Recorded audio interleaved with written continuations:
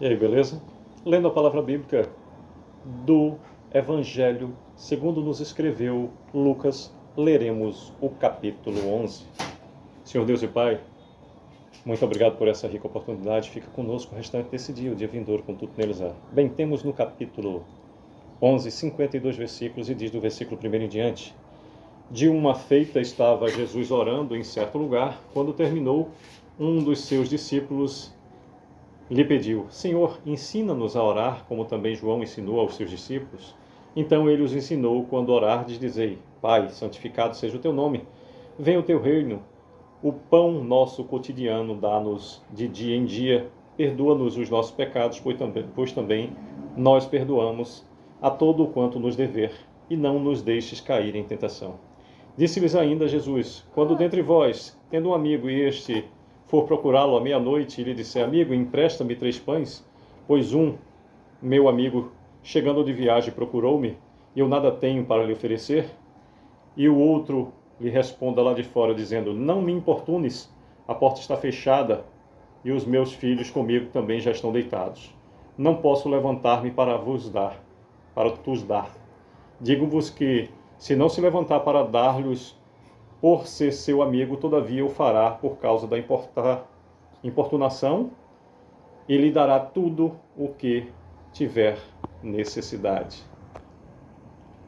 Por isso vos digo: pedi e dar-se-vos-á, buscai e achareis, batei e abrir-se-vos-á, pois todo o que pede recebe, o que busca encontra, e a quem bate abrir-se-lhe-á.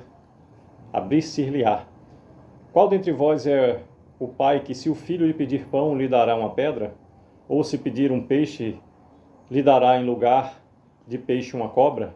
Ou se lhe pedir um ovo, lhe dará um escorpião? Ora, se vós que sois maus sabeis dar boas dádivas aos vossos filhos, quanto mais o Pai Celestial dará o Espírito Santo àqueles que lhe pedirem. De outra feita, estava Jesus expelindo um demônio que era mudo, e aconteceu que, ao sair o demônio, o mudo passou a falar, e as multidões se admiravam. Mas alguns dentre eles diziam: Ora, ele expele os demônios pelo poder de Beelzebul, o maioral dos demônios. E outros, tentando, pediam dele um sinal do céu, e sabendo ele o que lhes passava pelo Espírito, disse-lhes: Todo reino dividido contra si mesmo ficará deserto, e casa sobre casa cairá.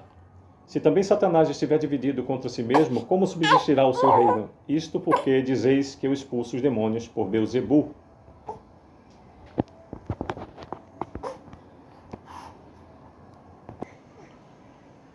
E se eu expulso os demônios por Beelzebul, por quem os expulsam vossos filhos? Por isso eles mesmos serão os vossos juízes. Se, porém, eu expulso os demônios pelo dedo de Deus, certamente é chegado o reino de Deus sobre vós. Quando o valente bem armado guarda a sua própria casa, ficam em segurança todos os seus bens. Sobrevindo, porém, um mais valente do que ele, vence-o, tira-lhe a armadura em que confiava e lhe divide os despojos. Quem não é por mim é contra mim, e quem comigo não ajunta, espalha.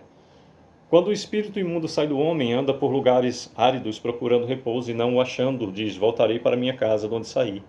E tendo voltado, a encontra vazia e ornamentada. Então vai e leva consigo outros 7 espíritos piores do que ele, e entrando habitam ali, e o último estado daquele homem se torna pior do que o primeiro.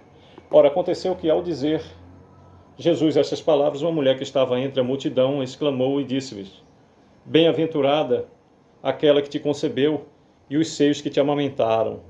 Ele, porém, respondeu: Antes, bem-aventurados são os que ouvem a palavra de Deus e a aguardam. Como afluíssem as multidões, passou Jesus a dizer: Essa é geração perversa. Pede sinal, mas nenhum sinal lhe será dado, senão o de Jonas. Porque assim como Jonas foi sinal para os ninivitas, o Filho do Homem o será para esta geração. A rainha do sul se levantará no juízo com os homens dessa geração e os condenará, porque veio dos confins da terra para ouvir a sabedoria de Salomão. E eis aqui está quem é maior do que Salomão. Ninivitas se levantarão no juízo com esta geração e a condenarão, porque se arrependeram com a pregação de Jonas. Ninguém, depois de acender uma candeia, a põe em lugar escondido, nem debaixo do alqueire, mas no velador, a fim de que os que entrem vejam a luz. São os teus olhos a lâmpada do teu corpo, e os teus olhos, se os teus olhos forem bons, todo o teu corpo será luminoso, mas se forem maus, o teu corpo ficará em trevas. Repara, pois, que a luz que há em ti não sejam trevas. Se, portanto, todo o teu corpo for luminoso, sem ter qualquer parte em trevas, será todo resplandecente como a candeia, quando te ilumina em plena luz. Ao falar Jesus essas palavras, um fariseu o convidou para ir comer com ele. Então, entrando, tomou lugar à mesa. O fariseu, porém, admirou-se ao ver que Jesus não se lavara primeiro antes de comer. O Senhor, porém, lhe disse: vós, fariseus, limpais o exterior do copo e do prato, mas o vosso interior está cheio de rapina e de perversidade. Insensatos! Quem fez o exterior não é o mesmo que fez o interior? Antes da esmola do que tiverdes, e tudo vos será limpo. Mas ai de vós, fariseus, porque dais o dízimo da hortelã, da arruda e de todas as hortaliças, e desprezais a justiça e o amor de Deus. Desvieis, porém, fazer essas coisas sem omitir aquelas. Ai de vós, fariseus, porque gostais da primeira cadeira nas sinagogas e das saudações nas praças. Ai de vós que sois como as sepulturas invisíveis sobre as quais os homens passam sem o saber. Então, respondendo um dos intérpretes da lei, disse a Jesus: Mestre, dizendo essas coisas, também nos ofendes a nós outros. Mas ele respondeu: ai de vós também, intérpretes da lei, porque sobrecarregais os homens com fardos superiores às suas forças, mas vós mesmos nem com o dedo os tocais. Ai de vós, porque edificais os túmulos dos profetas que vossos pais assassinaram.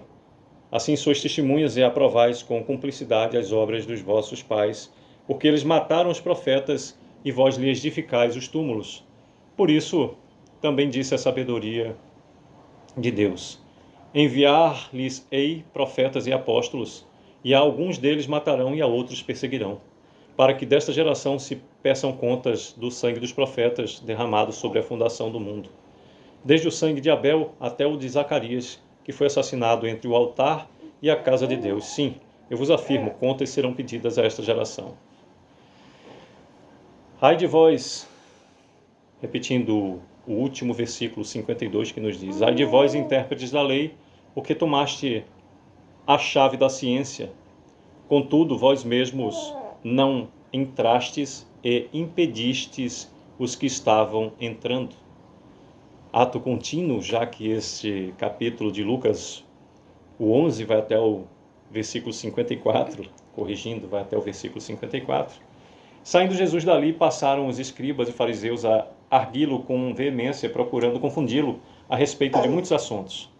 Finalizando o capítulo 11, o versículo 54 nos diz: com o intuito de tirar das suas próprias palavras motivos para o acusarem.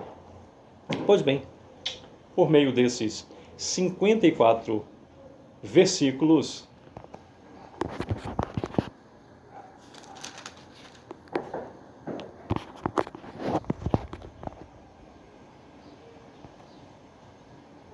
do versículo 5 ao 9, Jesus incita a orar, do versículo 9 até o 13, a cura de um endemoniado mudo, a blasfêmia dos fariseus. Jesus se defende do versículo 14 até o 23. A estratégia de Satanás, do versículo 24 até o 26. A exclamação de uma mulher, do versículo 27 ao 28. O sinal de Jonas, do versículo 29 até o 32. A parábola da candeia, do 33 até o 36. Jesus censura os fariseus, do 37 ao 44. Ai dos intérpretes da lei, do versículo 45 até o 52, e o plano para tirar a vida de Jesus, de 53 ao 54. Que Deus a todos abençoe e proteja. Estejamos atentos à palavra do Senhor sempre. Sucesso, que Deus a todos abençoe.